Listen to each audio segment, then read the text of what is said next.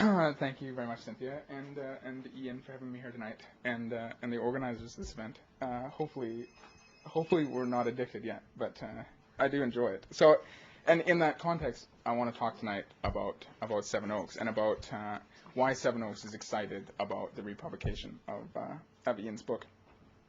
Now, for those of you who don't know, Seven Oaks, the magazine, started about 6 months ago, February 2004, and was started by a group of people from diverse backgrounds, both politically and in terms of their career. It was started by a group of activists, but also journalists and I guess would-be or pseudo academics.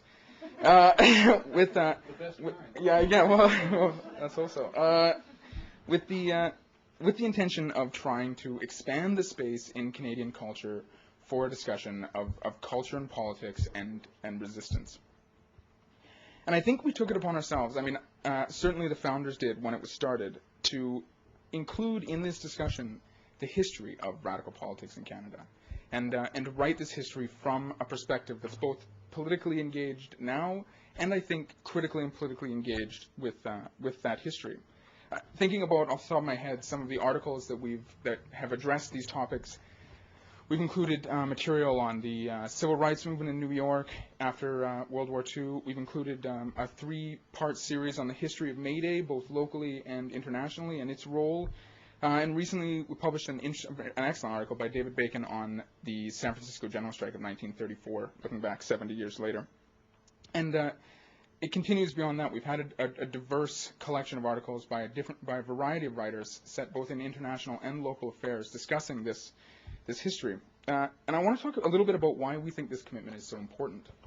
And I think, as probably Mark is going to talk a little bit about later, radical history is I think an inspiring thing. I think especially for people involved in social movements today, we often look to the past to see the spirit that we hope fills us today. But I think that history can be also a very important educational tool.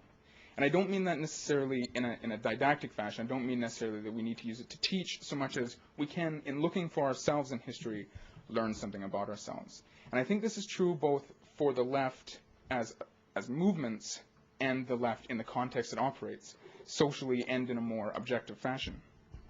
And to be honest, it's this commitment and my belief in the educational aspect of history that makes me so excited about the republication of Canadian Bolsheviks.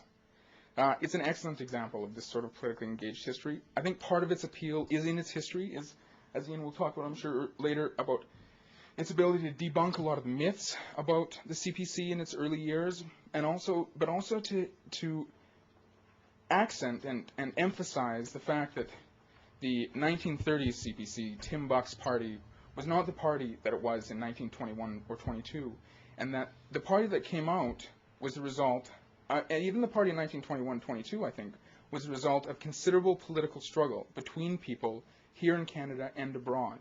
And this sort of political struggle is, I think, something that we can learn from in history, and that's why I'm really excited about Ian's book. But it's not just the content of Ian's book that I enjoy, and I think that Seven Oaks is supportive of. It's also the style, and particularly perhaps the style. Ian's book is an excellent example of how popular and academic history can be brought into a cohesive and understandable whole.